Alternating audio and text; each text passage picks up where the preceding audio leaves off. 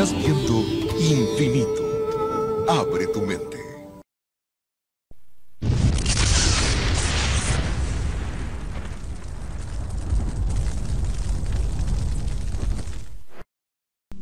Amigas, amigos, soy Fernando Sabater. Creo que de todos los mandamientos, ninguno hoy nos toca más de cerca, nos impresiona y nos motiva más que el no matarás, el quinto mandamiento. Yo les invito a que todos juntos reflexionemos sobre lo que implica ese mandamiento de no matar. Se trata simplemente de no asesinar, de no hacer guerra, de no cometer tortura, de no dejar que por acción u omisión nuestra otras personas mueran. Estos temas y otros entran dentro de un debate muy complejo, muy actual, al que yo les invito que participen y que compartan con nosotros.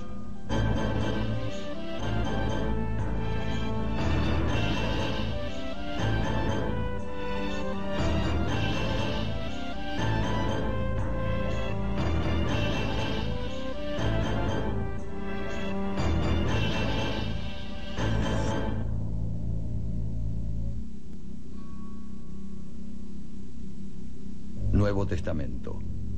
Habéis oído decir que se dijo a los antepasados: no matarás, y aquel que mate será reo ante el tribunal. Pues yo os digo, todo aquel que se encolerice contra su hermano será reo ante el tribunal. No matarás. Este es el mandamiento que menos te va a discutir nadie. Yo creo que hasta los más escépticos, hasta los que suelen sentir menos entusiasmo por las prohibiciones, aceptan que esta prohibición, no matarás, es imprescindible, es necesaria. Sí, claro, pero reconoce que hay una cierta contradicción. En primer lugar, en tu nombre se ha matado más, yo creo, que en nombre de ninguno de los demás dioses. Bueno, con perdón, ya sabemos que no hay más dioses, pero bueno, quiero decir, de los otros falsos dioses. En tu nombre se han declarado terribles guerras, en tu nombre se han cometido saqueos, en tu nombre se ha pasado a cuchillo a mujeres y a niños. Recuerda lo del dios de los ejércitos. Y hay además otro problema más paradójico, y es que tú dices a los hombres, no matarás, pero tú nos matas a todos. Tú eres el gran asesino universal, no cabe duda. Claro, dirás que estos preceptos solo valen para los humanos y no para ti, que estás por encima de ellos. De acuerdo. Aceptémoslo así, pero de todas formas quedan una serie de dudas, quedan una serie de temores, y el mundo ya ves cómo está. No es precisamente un mundo en el que reine ese no matarás que tú nos dijiste. De modo que yo me parece que te va a interesar el ver las discusiones y los debates que hemos establecido en torno a ese mandamiento. Seguramente no estarás de acuerdo con muchas cosas. Es natural. Piensa que nosotros solo hacemos una televisión para hombres y no, naturalmente, para dioses. Tendréis otros entretenimientos seguramente. El quinto mandamiento, quizá el que casi todos consideramos que tiene un núcleo más vigoroso y más imperioso también, más necesario, normalmente lo planteamos como no matarás. ¿Cómo ha ido cambiando a lo largo de los años? Bueno, no matarás es, no cometerás un asesinato ilegal, porque claro, entonces... No matarás a que no se debe. Claro, entonces sí se mataba, basta ver el conjunto de la legislación bíblica de que la pena de muerte solo en la modernidad se ha cuestionado absolutamente. Pero sí era un gran antídoto contra cualquier asesinato, digamos, arbitrario, caprichoso. Siempre intergrupo, es decir, ¿era un precepto que solo era vigente para el grupo o tampoco era no matarás al extraño, al extranjero? Bueno, después, lo bueno de estos preceptos que son muy apodípticos, en la misma formulación, esta es la gran originalidad del decálogo bíblico, comparado con, porque el principio no matar aparece en todas las legislaciones antiguas, pero no con esta expresión, digamos, tan apodíctica. Siempre había casuística por medio, y aquí se evita un poco la casuística, que también la había, y entonces había muchas excepciones al no matarás. Una cosa que eso sí que tengo curiosidad por saberlo, y usted me lo puede aclarar. filológicamente hay esa relación personal de tú no matarás, no fornicarás, no, o sea que hay que, porque claro, no es una ley, la ley dice no hacer tal y cual cosa, pero esa idea personal, de decir tú no matarás, o sea que eso me parece que es particularmente fuerte, ¿no? Justamente el estilo, o sea, es muy importante, ¿no? Eso es muy importante. Porque hay una relación personal, de decir no desvíes la atención, tú eres el que lo tienes que hacer, ¿no? O sea que... Es un tú también muy colectivo. En hebreo no hay el usted, pero es un tú que es vosotros también. Sí, pero vamos, que hay una personalización. Quiero decir que no puede uno verlo como algo escrito en una pared, pero desligado, sino que como un imperativo personal, ¿no? El mayor crimen está ahora no en los que matan, sino en los que no matan, pero dejan matar. José Ortega y Gasset.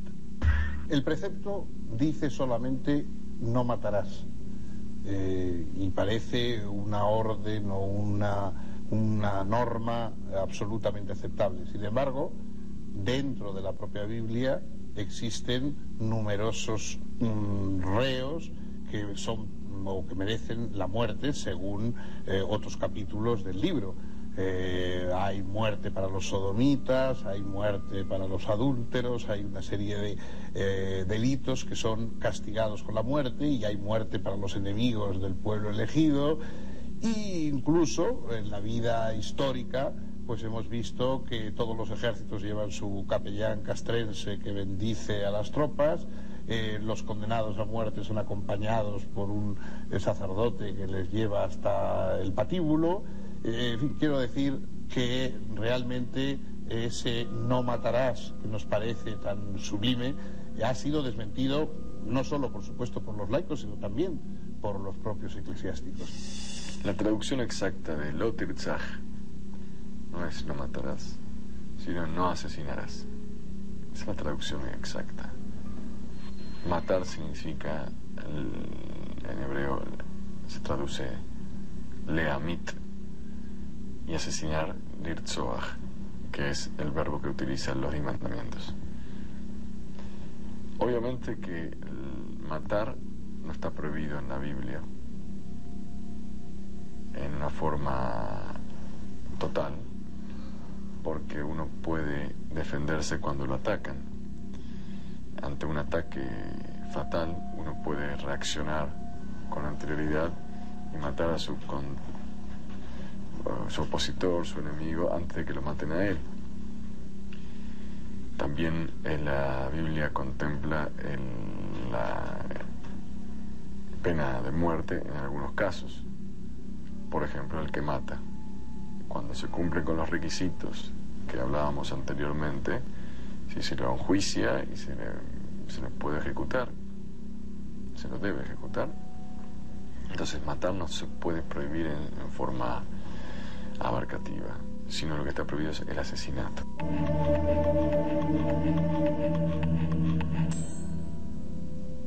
Para continuar la reflexión sobre los mandamientos, contamos hoy con una persona de excepción, con un invitado que no solamente es importante en el plano de lo teórico de su especialidad, sino que también su proyección social internacional trasciende, digamos, lo que su simple rúbrica de su trabajo indica. Él es Baltasar Garzón. Hoy el equivalente en el imaginario del hombre del siglo XXI de los 10 mandamientos es quizá la Declaración de Derechos Humanos.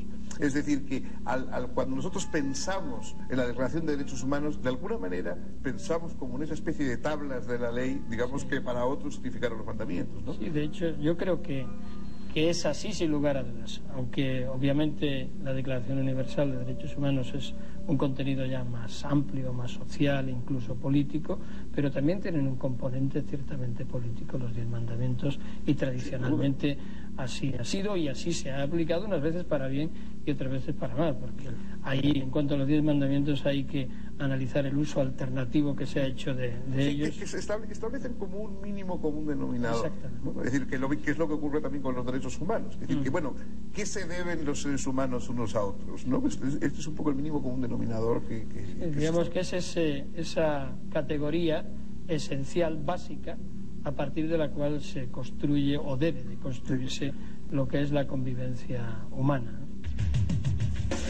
Pero es que además el no matarás no es equivalente a no asesinarás tú mismo personalmente, no irás tú mismo con una pistola o con un cañón a matar al otro, sino que hay muchas conductas que desembocan en la muerte por acción o por omisión. Los conductores irresponsables que cogen un coche habiendo bebido unas copas y causan un accidente, pues también matan. Matan las personas que consienten políticas que llevan al hambre o a la desnutrición o al abandono a muchos niños y a muchos seres humanos en muchas partes del globo. Hay una serie de conductas irresponsables, hay médicos, científicos, ¿no? Recordemos el caso de los nazis, que han hecho terribles experimentos humanos utilizando como cobayas a seres humanos para supuestos progresos de la ciencia, etc. Es decir, el precepto no se puede entender solamente como tú no emplearás la violencia de muerte contra otro, sino que supongo que habría que entenderlo de una manera más amplia, como no causarás por acción u omisión la muerte injusta de otros o la muerte simplemente de otros. El no matarás no es solamente no asesinarás.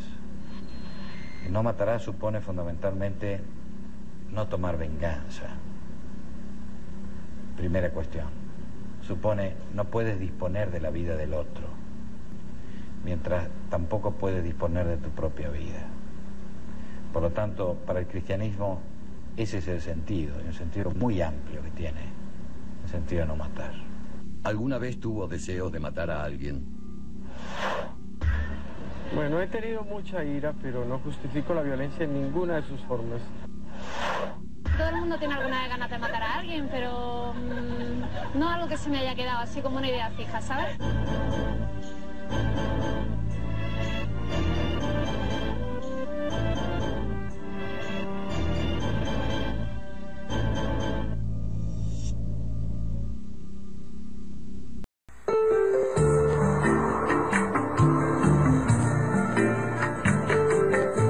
Estás viendo Infinito. Abre tu mente. Y ahora, continuamos disfrutando de nuestra programación por Infinito, serial del nuevo milenio.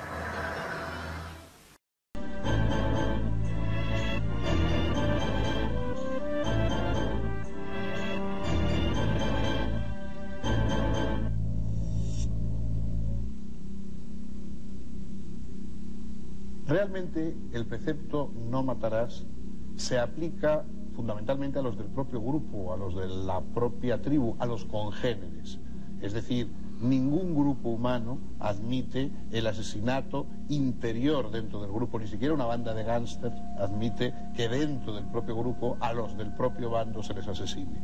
El asunto es si se puede o no asesinar a los otros. El precepto sublime es cuando los congéneres son toda la humanidad y no solamente los del propio grupo o los de la propia facción. Dentro de la propia facción, evidentemente, ningún grupo humano podría sustentarse ante el peligro de ser asesinado por los más próximos. Pero el enemigo, el exterior, el ajeno, el distinto, el que no es como yo, ¿hasta qué punto esas personas están también protegidas por este no matarás? Cuando el Estado no había monopolizado el uso de la fuerza, bueno, pues en una tribu le robaban una oveja y el individuo, los de la otra tribu iban, eliminaban a todos los miembros de la tribu y le robaban todas las ovejas. Desde ese punto de vista, el ojo por diente por diente, fue un progreso, evidentemente, ¿no? Bueno, señores, te sacaron una oveja, recupera tu oveja, pero no mates a todos los miembros de la tribu, ¿no? Cosa que en la actualidad no es justificable, el ojo por ojo y diente por diente, pero en su momento esto fue una razón de justicia. Solo hay una guerra que puede permitirse el ser humano: la guerra contra su extinción. Isaac Asimov. La mayoría de los asesinos que no se limitan a eliminar a una o dos víctimas, que no se limitan a eliminar a un pariente molesto, sino que cometen crímenes en gran escala, necesitan cómplices, necesitan ayuda. Los grandes crímenes, los grandes asesinatos masivos nunca se hubieran llevado a cabo si no los inspiradores no hubieran tenido una serie de voluntarios, emprendedores y obsequiosos que les ayudaban a cometer sus delitos. Y esas personas muchas veces no se sienten culpables, simplemente cumplían órdenes. La famosa y siniestra obediencia de vida que tantas veces hemos oído mencionar. Obediencia de vida, la que se rinde al superior jerárquico y es circunstancia eximente de responsabilidad en los delitos. Ellos son el final de una escala. El responsable es la cabeza, el responsable es el que organiza, el que decide. Ellos no hacen nada. Hay un libro espléndido de Hannah Arendt comentando el caso del proceso de Adolf Eichmann y cómo Adolf Eichmann realmente era un personaje, un burócrata que se consideraba totalmente inocente, que él no hacía más que poner su firma al pie de un papel, que él no cometía ningún delito. Pero él era parte de una cadena imprescindible para cometer esos terribles crímenes, esos asesinatos. Sabemos que este mandamiento se ha violado terriblemente por la dictadura militar. Si estamos hablando de 30.000 desaparecidos, que usamos esa palabra porque no han aparecido, pero que la realidad de los 25 años y del no regreso de ellos hace que se sepa, además por confesión de los propios asesinos, que han sido matados, han sido asesinados. Estamos hablando de la muerte. El no matarás. Estos cristianos falsos, porque se persignan o comulgan todos los días, han hecho uso de las armas, han programado un plan de exterminio ideológico y concreto y han ejecutado después robos, que también no robarás es otro mandamiento, pero a nosotros nos espanta esto, parece mentira que seres humanos lo hayan hecho. Creo que se han deshumanizado. Para nosotros han dejado de ser humanos hasta el momento en que se arrepientan, confiesen y pidan perdón.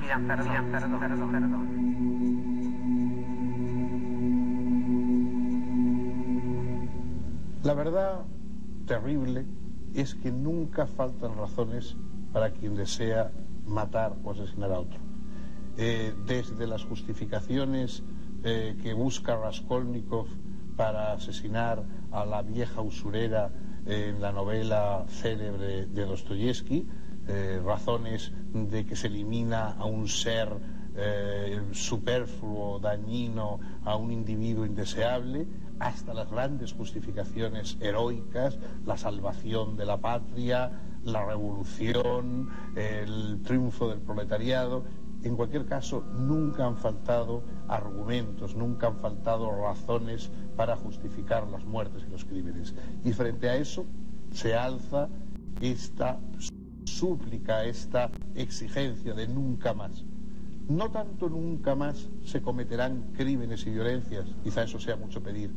Nunca más se intentarán justificar, legitimar, convertir en decentes los crímenes y los abusos.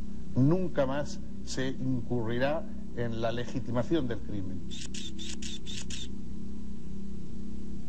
A partir de este juicio y de la condena que propugno, nos cabe la responsabilidad de fundar una paz basada no en el olvido, sino en la memoria, no en la violencia, sino en la justicia. Esta es nuestra oportunidad y quizá sea la última.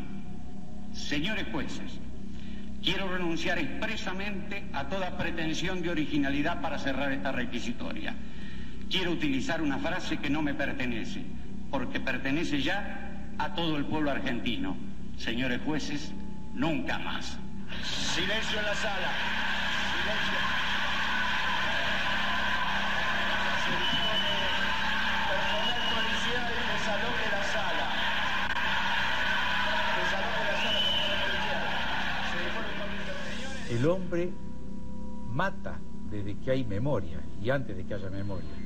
Y sigue matando, a pesar de todo. Y para matar utiliza cualquier clase de excusas.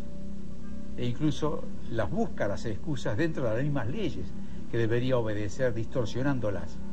Y muchas veces las violaciones de las leyes están hechas con estrategias bastante perversas del pensamiento, mediante las cuales no parecía que se hace una violación, sino que se le hace un extraordinario acatamiento. Por ejemplo, las guerras de religión. Aparentemente es un acatamiento, es un acto de fe, y sin embargo está en clara contradicción con los mandamientos, especialmente con el mandamiento nuclear del no matarás. Pero bueno, esto es parte de la habilidad que tenemos los seres humanos para utilizar nuestros pensamientos en cualquier dirección. ¿Qué es la muerte? ¿Cuándo se está muerto? El punto, el límite que distingue entre la vida y la muerte se ha ido desplazando poco a poco a lo largo de los años y de los siglos. Hoy se recuperan personas que estaban clínicamente muertas hace 100 o 200 años. Las capacidades de reactivación de la vida, del cerebro, etcétera, son infinitamente mayores. El punto donde se establece la muerte irreversible es cada vez más tenue. Incluso podemos suponer una época en que ya verdaderamente ni haya crímenes por odio, ni haya crímenes por amor, que ya ni el amor ni el odio sean causa de muerte violenta, y entonces supongo que la gente quizá muera nada más de aburrimiento.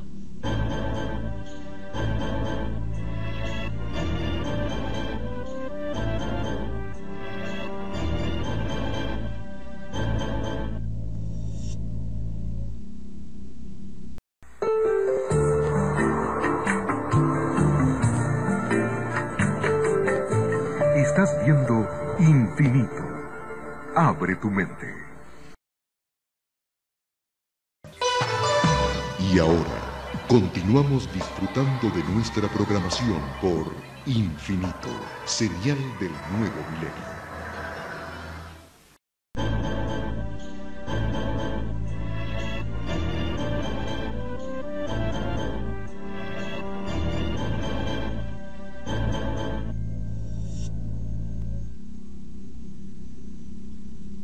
Hay una visión religiosa: no matemos porque Dios no quiere que matemos, a pesar de que Él nos mata a todos, como no debemos olvidar nunca. Y por otra parte está el principio racional: no matemos porque eso destruye la sociedad, destruye la confianza imprescindible para que los seres humanos puedan reposar y descansar unos al lado de otros, sabiendo que unos guardamos las espaldas de los otros y no amenazamos por la espalda de los otros.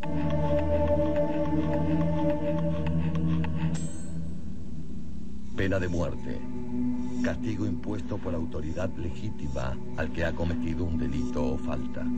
Una de las contradicciones y de las aberraciones, yo creo, mayores de nuestra época es el mantenimiento en una serie de países, algunos de ellos muy importantes y distinguidos democráticamente, de la pena de muerte. La pena de muerte es hoy injustificable, pero aún más, está injustificada. No hay ninguna legislación internacional, ninguno de los acuerdos penales internacionales sancionan la pena de muerte. Delitos tan atroces como el de genocidio, por el que han sido procesados Milosevic y otros, ya no comportan en la legislación internacional la pena de muerte. No existe en los convenios internacionales la pena de muerte. Existen condenas muy duras, existen reclusiones a vida, pero no existe la pena de muerte. La pregunta entonces es: ¿cómo puede ser que los países firmantes de esas convenciones internacionales que descartan ya por civilización la pena de muerte, ellos en sus países, por delitos menores, el genocidio, etcétera, empleen la pena de muerte? Hay países retencionistas, obstinadamente retencionistas de la pena de muerte, como Japón, por ejemplo, o ciertos países africanos, ¿no? Y curiosamente son los que tienen el mayor índice de delincuencia, de delitos graves, con lo cual está probado que no sirve para nada.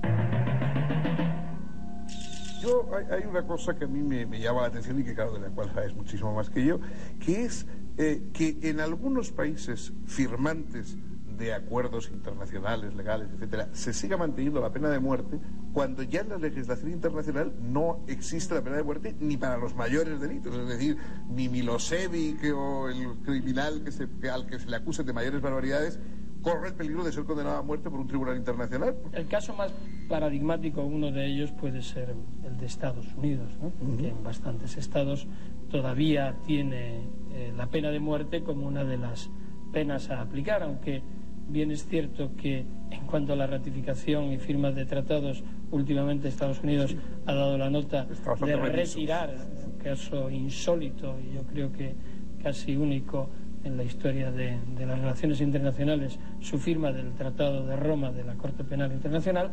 Es lo cierto que se está produciendo una circunstancia interesante en Estados Unidos, que parece como que se están removiendo esas bases firmes del ejercicio de la muerte legal, ¿no? Y es las dos decisiones del Tribunal Supremo de los Estados Unidos, una referente a la ejecución de la pena de muerte de discapacitados, que se ha anulado, y otra que es curioso, que es la concesión al jurado para que también decida sobre si se debe aplicar la pena de muerte o no, lo cual, desde mi punto de vista, es una responsabilidad que cae sobre la sociedad que no creo ni que esté preparada para hacerlo. ¿Tú crees que eso mejoraría, digamos, la suerte de los posibles condenados o no? Porque yo a veces, incluso en nuestro país, piensas que después de un atentado particularmente sangriento o con algún crimen que tenga algunos aspectos muy repugnantes, si se pregunta a la gente así normal en la calle, me temo que mucha gente tendiese a la pena de muerte, ¿no? Sí, porque en definitiva la pena de muerte es como un acto de venganza, ¿no? Claro. Y en el caso de los ciudadanos, aunque sean ciudadanos que no tienen nada que ver con el hecho delictivo, como no puede ser de otra forma, ese sentimiento de venganza se radica muy bien en la sociedad, y yo me sentiría terriblemente perdido si tuviese que, como jurado o como juez, aplicar una pena de muerte. No sería capaz.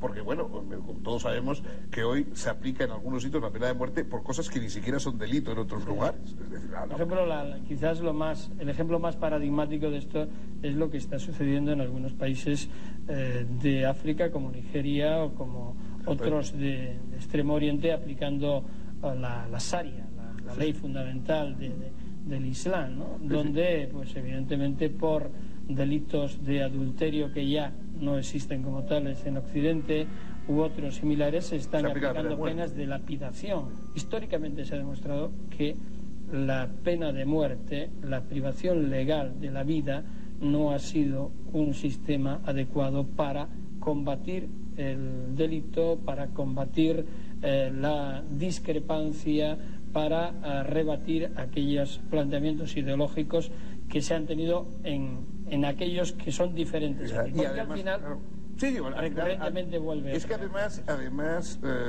va en contra de una de las dimensiones, naturalmente, que tiene el castigo penal, que es la reforma o la regeneración de la persona. Es decir, de alguna forma, yo creo que es un principio de civilización no identificar a la persona con su delito nunca. Es decir, una cosa es que el delito o lo que hayamos cometido sea perseguible, y otra cosa es que la persona quede convertida simplemente en una especie de factor o de apéndice del delito y sea destruida como si al destruir a la persona se destruyera el delito también. Yo creo que ya es tiempo de que nos planteemos que la visión que se ha tenido o la conceptuación que se ha tenido de la pena de muerte o de la privación legal de la vida ha sido netamente utilitarista y muy sectaria, pero desde la propia Iglesia Católica hasta cualesquiera de los tiranos que hayan o que estén pululando por el mundo. En definitiva, la muerte ha sido planteada con un alcance económico, estratégico, político y religioso, que según ha convenido se ha suprimido o se ha quitado en forma masiva, ¿no? Por lo tanto, yo creo que si se hiciera un análisis por cada una de estas instituciones, se llegaría a la conclusión ineludible de que el respeto a la vida conlleva la abolición de todo tipo de pena de muerte. ¿Qué opina sobre la pena de muerte? Pues la pena de muerte es algo que nadie tiene derecho a matar a nadie en este mundo, nadie tiene derecho, aunque sea como sea. Pensando objetivamente estoy en contra. Lo que pasa es que si alguna vez un crimen horroroso me afectase a mí o a mi familia, no sé cómo actuaría. Un torturador no se redime suicidándose, pero algo es algo. Mario Benedetti. Una de las realidades atroces a lo largo de los siglos es la presencia de la tortura, del empleo del dolor físico para obtener informaciones o para humillar o para destruir a los contendientes y adversarios políticos. Desde luego, cuando se trata de la tortura que destruye, que humilla, que se convierte en un castigo diabólico, como por cierto los castigos del infierno, de lo que nos han hablado tanto tiempo, porque no olvidemos que el infierno es un lugar de torturas y que de alguna forma la justicia divina está implicada en el mantenimiento de torturas, al menos a nivel imaginativo. Pero digo que eso hoy ninguno lo justificaríamos, ninguno justificaríamos la tortura como una vía de castigo, de sufrimiento del culpable. Pero en cambio hay algunos que dicen, bueno, si la tortura es un medio para obtener una información vital, si por ejemplo, como suelen decir los profesores de ética, alguien ha puesto una bomba en uno de los 40 colegios que existen en la ciudad y solo quedan 3/4 de hora para la explosión y el que ha puesto la bomba se niega a declarar en qué colegio la ha puesto, pues entonces ¿es lícito o no es lícito torturar a esa persona para que confiese y se evite la muerte de esos inocentes? Bueno, ese tipo de suposiciones más o menos arbitrarias y confusas y complejas, en el fondo lo que llevan es a decir, una vez que uno puede torturar para obtener informaciones interesantes, todas las informaciones terminan siendo interesantes si uno decide que quiere obtenerlas y por lo tanto que quiere torturar a partir de ellas. La tortura también hoy en día se ha convertido en un problema extremadamente serio, muy complejo. Diríamos que el torturador es un individuo alterado mentalmente. Quien tortura, por supuesto, que no es una persona normal. Y quienes ordenan torturar son condenables. Nosotros que hemos padecido acá la violación sistemática de los derechos humanos, no podemos dudar un instante en condenar la tortura. Pero yo me he preguntado muchas veces si estamos frente a un individuo que sabe sobre el asesinato masivo de muchos inocentes y no lo quiere decir porque es cómplice de quien va a cometer ese asesinato. A este individuo tenemos que respetarlo, tenemos que frenar los métodos que logren arrancarle el dato para salvar muchísimas vidas, o decimos no, cumplimos fundamentalísticamente con el mandamiento de no torturar, respetamos a él, pero permitimos que 30 o 40 inocentes mueran. Es un dilema muy serio, es muy grave. Y a mí me produce como dolor solo pensarlo. Pero me parece que debemos pensarlo. Lo importante es salvar la mayor cantidad de vidas posibles.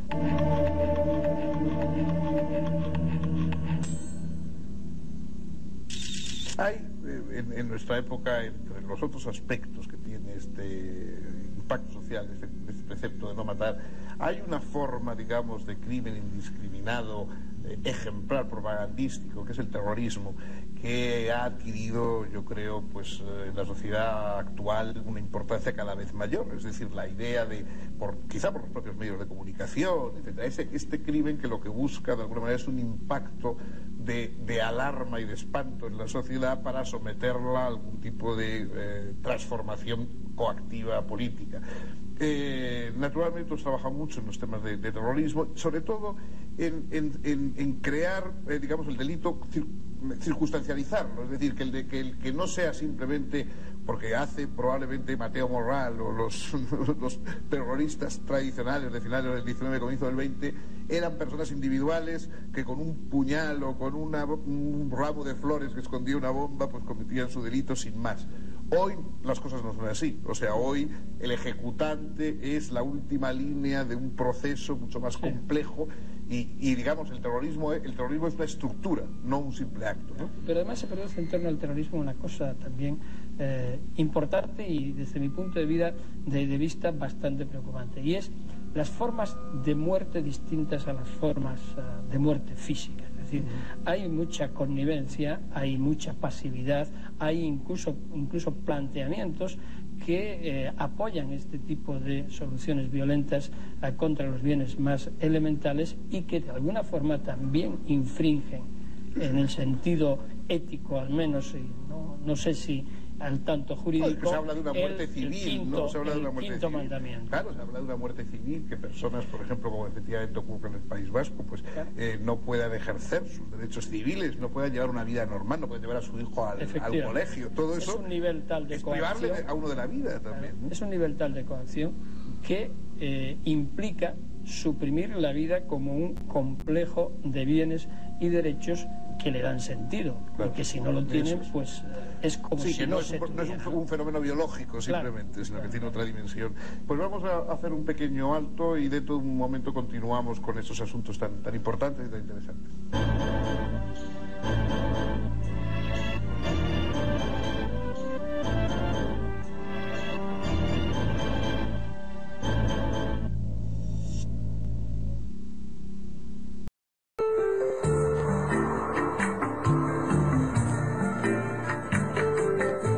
Estás viendo Infinito. Abre tu mente. Y ahora, continuamos disfrutando de nuestra programación por Infinito, serial del nuevo milenio.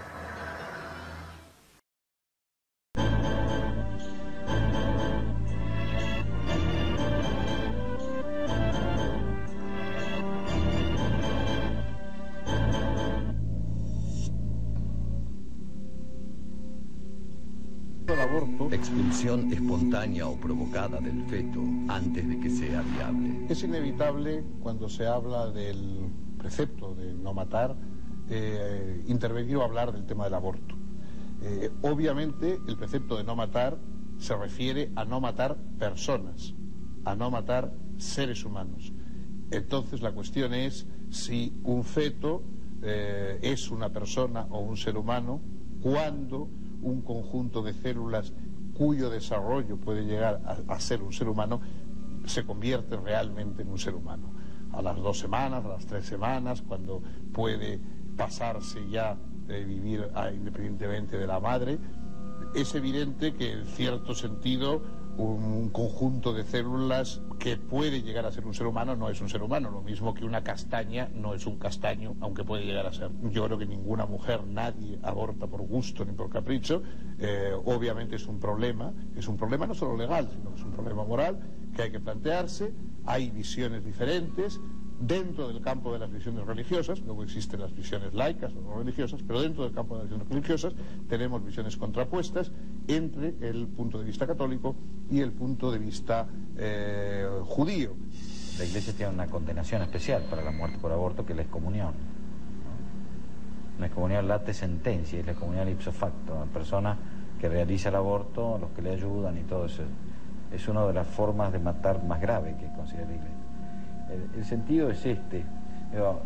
Para nosotros hay vida desde la concepción y hay vida hasta la muerte natural, ¿no? Pero creo que el asunto viene por otro lado. Yo nunca encontré ninguna persona, católica o no católica, pero que tenga conocimiento científico, que me diga que no es matar cuando saben que hay vida. El problema yo creo que viene fundamentalmente en la determinación del momento en que hay vida.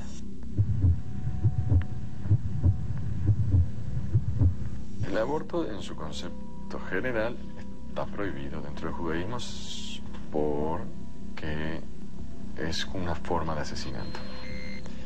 Dentro de las formas hay también el aborto terapéutico, cuando se hace en virtud de la salud de la madre, porque corre peligro su embarazo.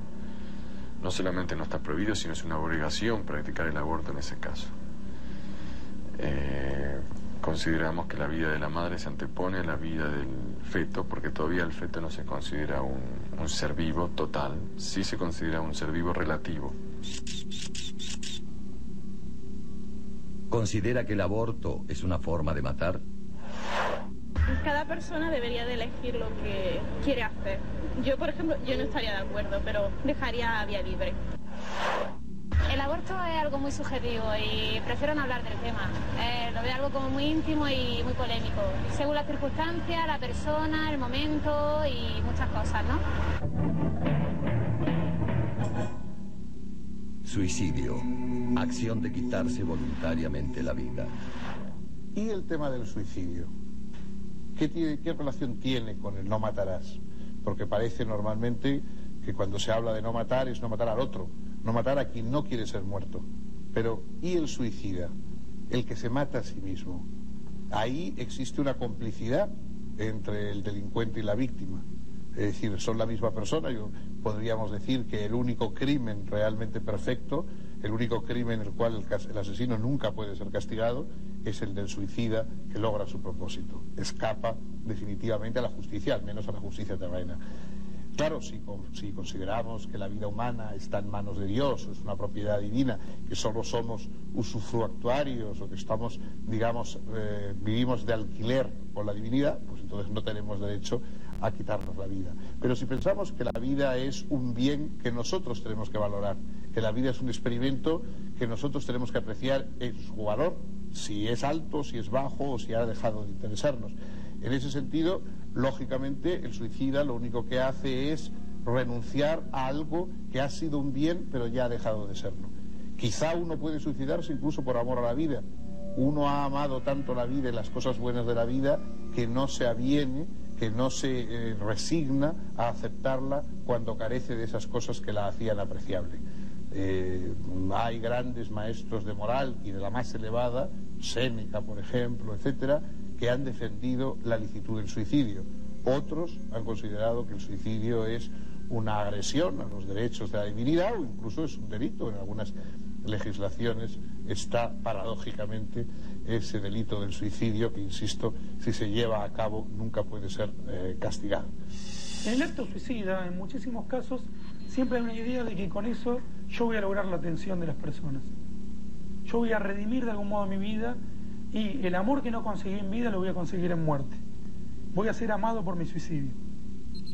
Suicidarse es subirse en marcha a un coche fúnebre. Enrique Jardiel Poncela.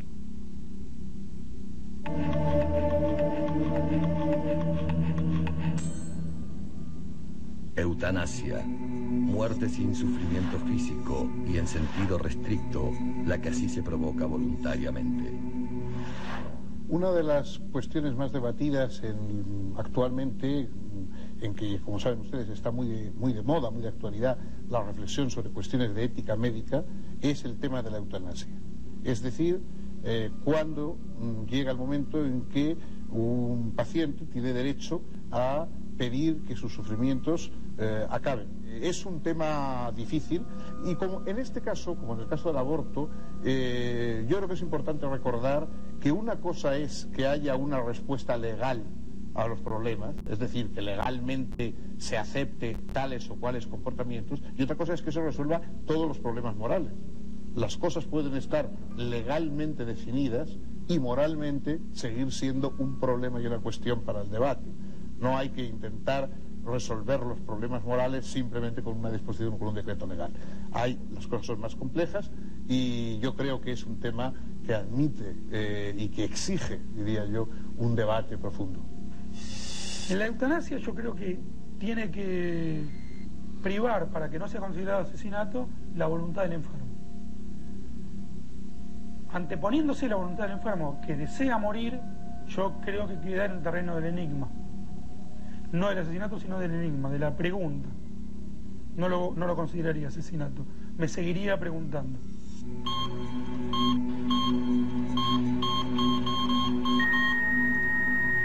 ¿Cuándo cree que se puede permitir la eutanasia? ¿Hasta qué punto una persona es capaz de determinar con su racionalidad, ¿no? Si realmente es razonable de que vive a gusto o no está viviendo realmente, sino que está sufriendo más bien que viviendo, ¿no? Yo creo que donde hay vida siempre hay esperanza, ¿verdad? Yo soy creyente y católica, aunque no practicante, pero donde hay un poquito de vida siempre se puede animar. Donde hay un poquito de rescoldo, un poquito de llama, se puede avivar el fuego, ¿verdad? Hemos hablado de el no matarás en el sentido de no matarás a quien no desea que le maten. Pero hay otro tema que es importante también en nuestra época y que algunas legislaciones se plantean, que es el de la eutanasia. Es decir, aquellas personas que por una enfermedad terminal, por una situación de dolor y sin esperanza de curación, pues desean no solamente que no se les prolongue la vida, sino que positivamente se les ayude a morir, y eso tropieza con las legislaciones en muchos lugares. ¿Qué piensas de ello? Bueno, el tema de la eutanasia efectivamente es un tema polémico, no tanto como el del aborto, pero también es polémico, pero el de la eutanasia quizás no siendo tan polémico es menos aceptable en las legislaciones. Creo que al día de hoy, aparte de Holanda y algún otro país, no está aceptada ninguna de las formas de eutanasia. En definitiva, entran en conflicto el principio del respeto a la vida o del derecho a la vida como bien inalienable incluso para el propio titular del mismo, o los espacios o los derechos a la libertad y la autonomía. En todo caso, si fundimos unos con otros, pues yo lo que creo es que no tiene sentido de mantener la vida cuando la vida realmente no existe. Antes has empleado la expresión tortura, y hay efectivamente personas que sitúan la tortura por lo menos dentro o próxima a este ámbito del no matarás, ¿no? Sí, yo creo que de alguna forma es una especie de muerte, de matanza autorizada. Digo matanza porque estoy pensando en esos crímenes de torturas y de desaparición forzada de personas como crímenes contra la humanidad.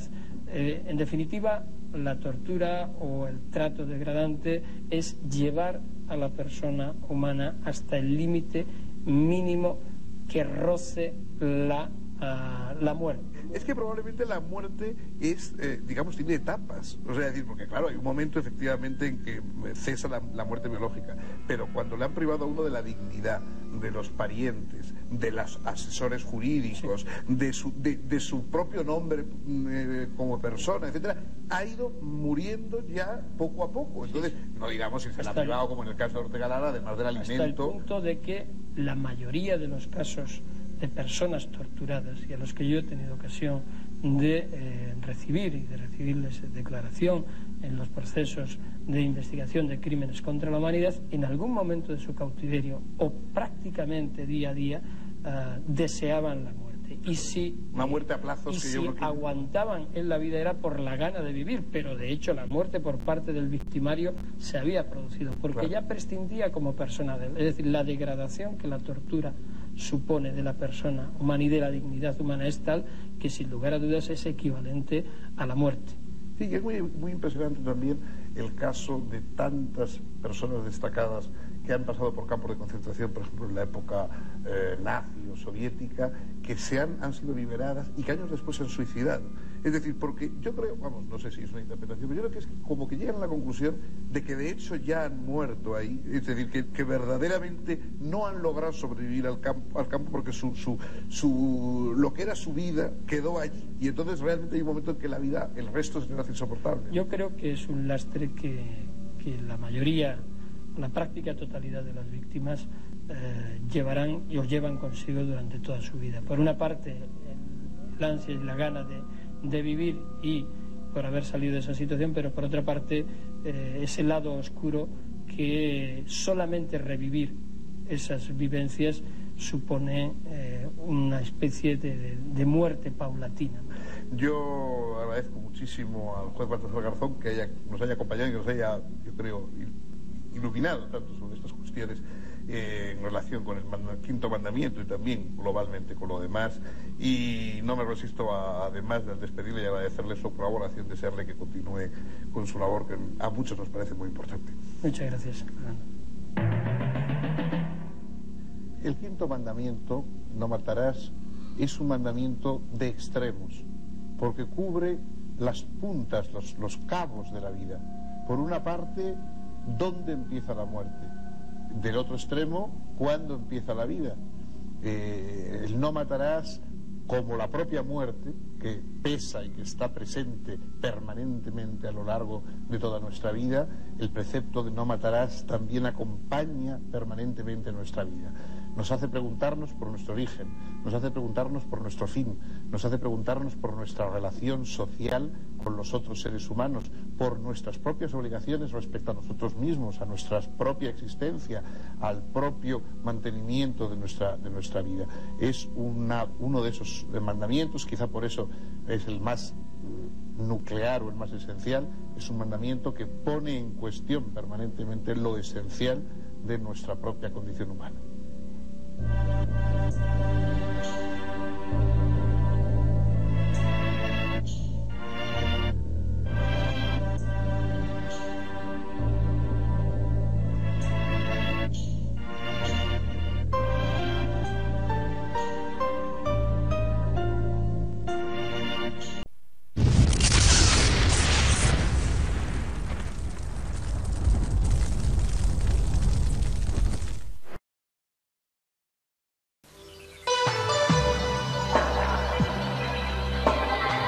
Usted está viendo Infinito.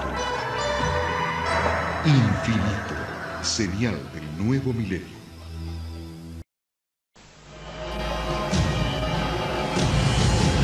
Cada minuto, de cada hora, de cada día, ocurren eventos inexplicables. Incidentes, fenómenos, encuentros, ritos, experimentos. Cada día, cada hora, cada minuto, cada 60 segundos, se revela una vida llena de misterios. Ahora un canal trata de dar luz a todo. Un canal que indaga los misterios del universo. Un canal que se aventura en territorios desconocidos. Un canal que explora las preguntas que definen nuestra existencia.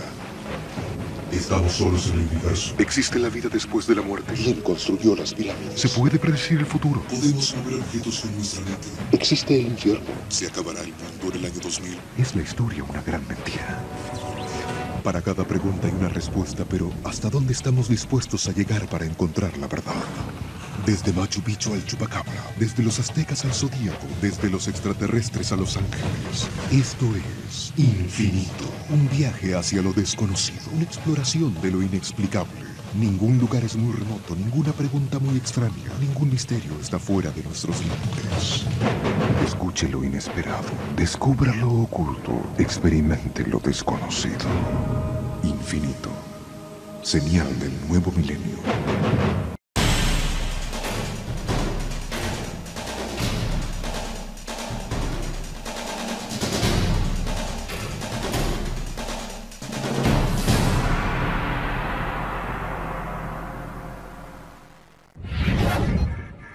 Infinito. Abre tu mente.